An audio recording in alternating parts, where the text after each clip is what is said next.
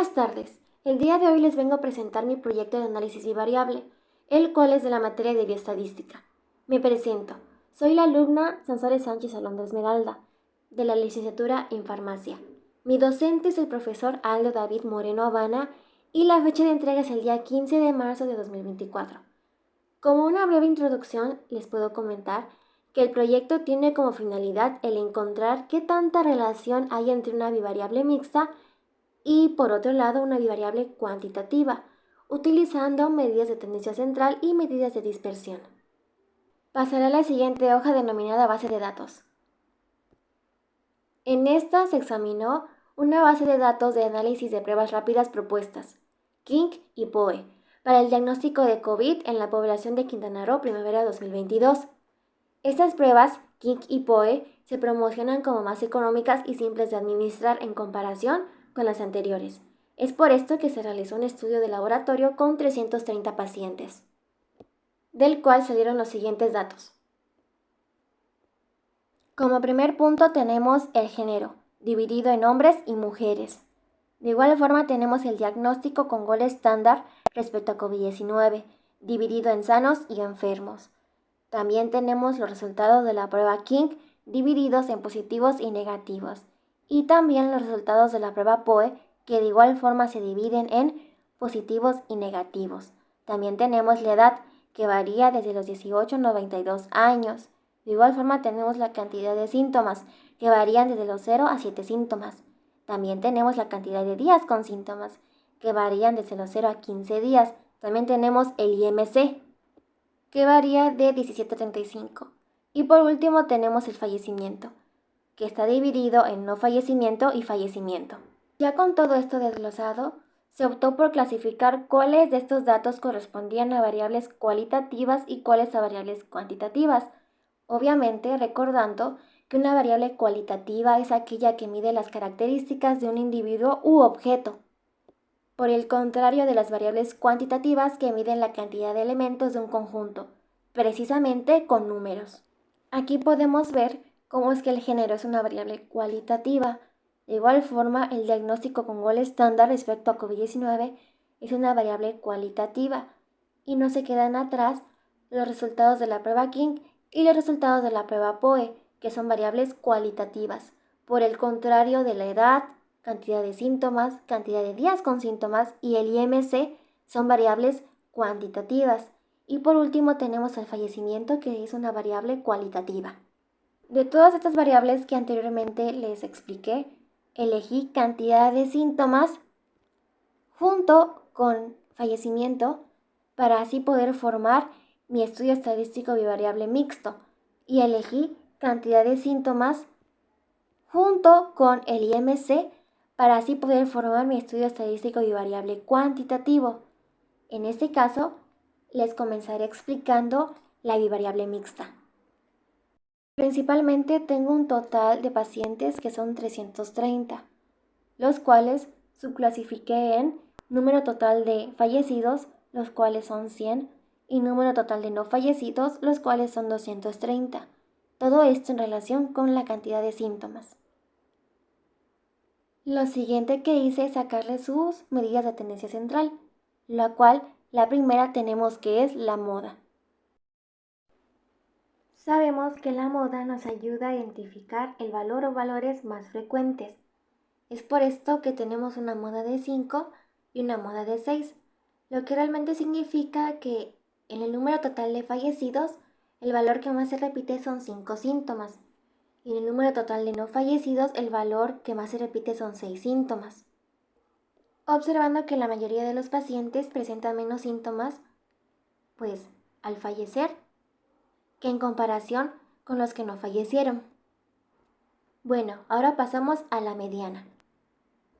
La mediana pues la utilizamos para describir y ordenar un conjunto de datos en dos partes iguales. Lo que realmente esperamos es que quede el 50% de un lado y el otro 50% de otro lado. En este caso tenemos una mediana de 4 y una mediana de 4. Realmente pues este valor central es el 4 para los dos.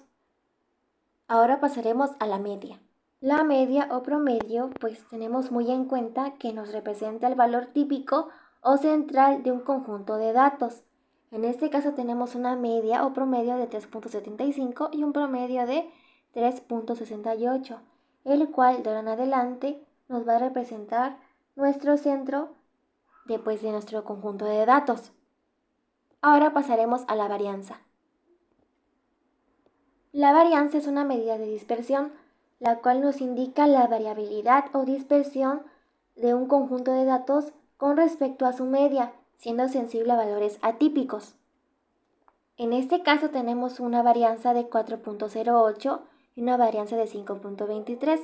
Tenemos una varianza de 4.08, lo cual nos sugiere que los datos tienen una dispersión moderada en relación a la media, obviamente comparándolo con el 5.23, que en este caso los valores individuales tienden a desviarse más de la media.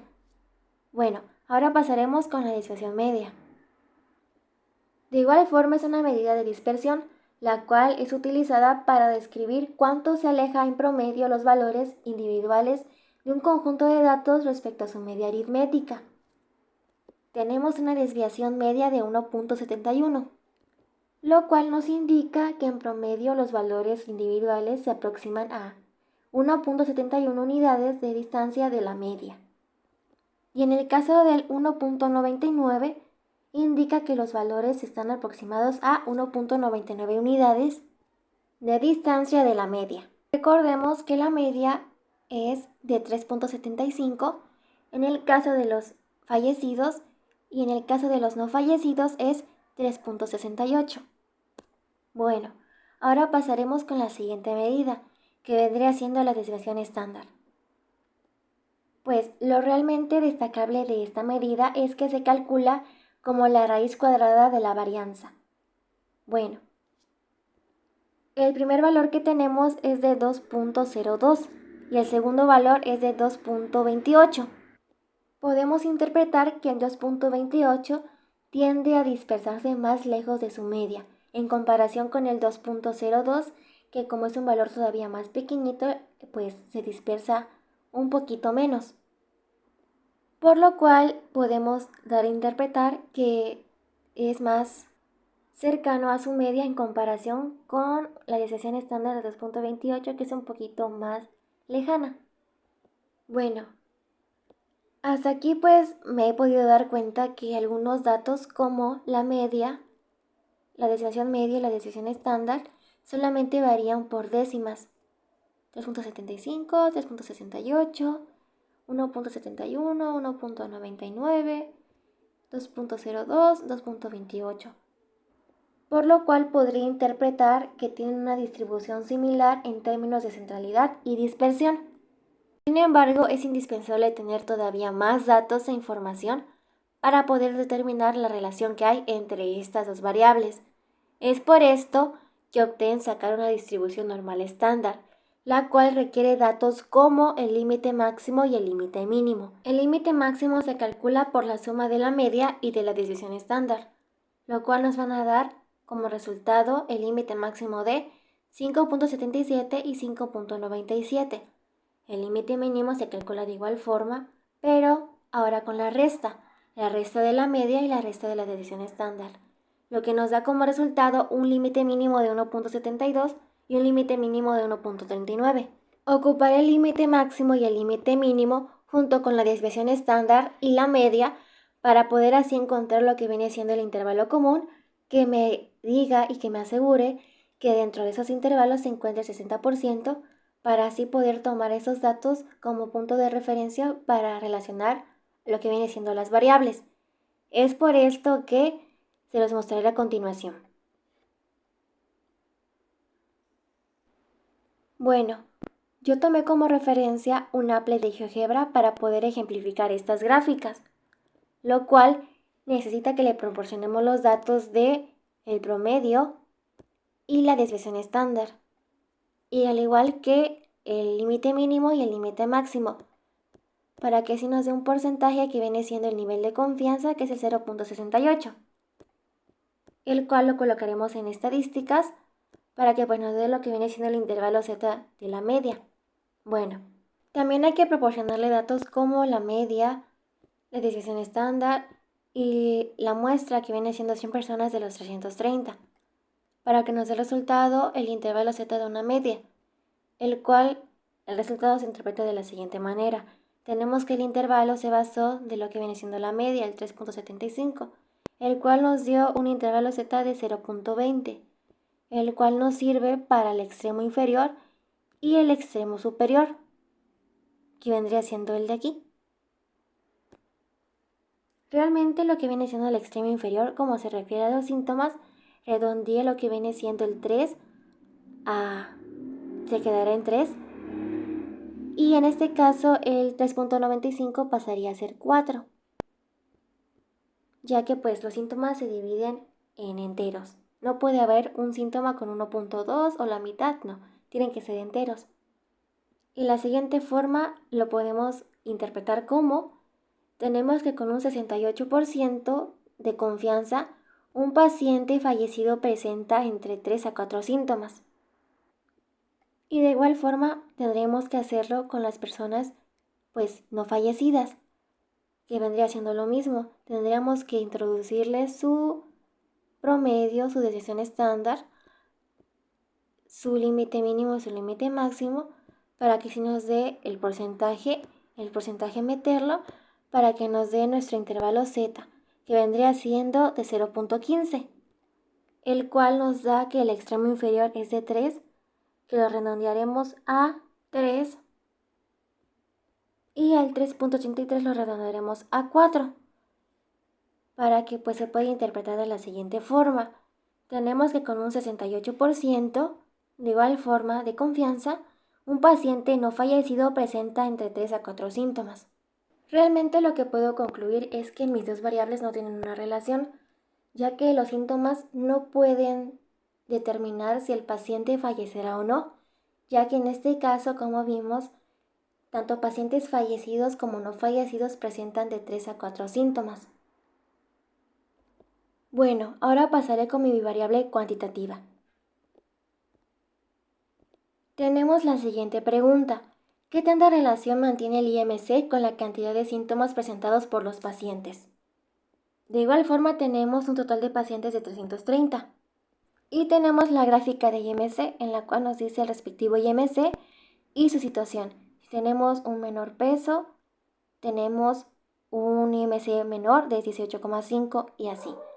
Pero realmente lo que nos importa es la gráfica de dispersión de datos, en la cual observaremos el coeficiente de correlación. Este coeficiente de correlación nos permite determinar si hay una relación lineal entre dos variables y la fuerza de esta. Recordemos que un coeficiente de correlación cercano a 1 indica una correlación positiva fuerte, y un coeficiente cercano a -1 indica una correlación negativa fuerte. Sin embargo, si el valor se acerca a 0, pues es una correlación débil o inexistente. Aquí podemos observar cómo es que nuestro coeficiente de correlación es -0.07. Por lo anteriormente mencionado, puedo interpretar lo siguiente. De forma concluyente, este -0.07 me indica una correlación nula entre las dos variables, que vienen siendo IMC y cantidad de síntomas. Al ser un valor negativo me da una correlación negativa, que se ejemplifica mejor en esta gráfica. Si realmente hubiera una correlación, pues fuera de forma lineal, veríamos los datos alineados, pero en este caso los datos se encuentran en cada cuadrante, haciendo evidente que no hay una correlación. Bueno, hasta aquí llegó mi video y mi análisis. Espero que les haya gustado mucho. Me despido cordialmente de ustedes. Nos vemos.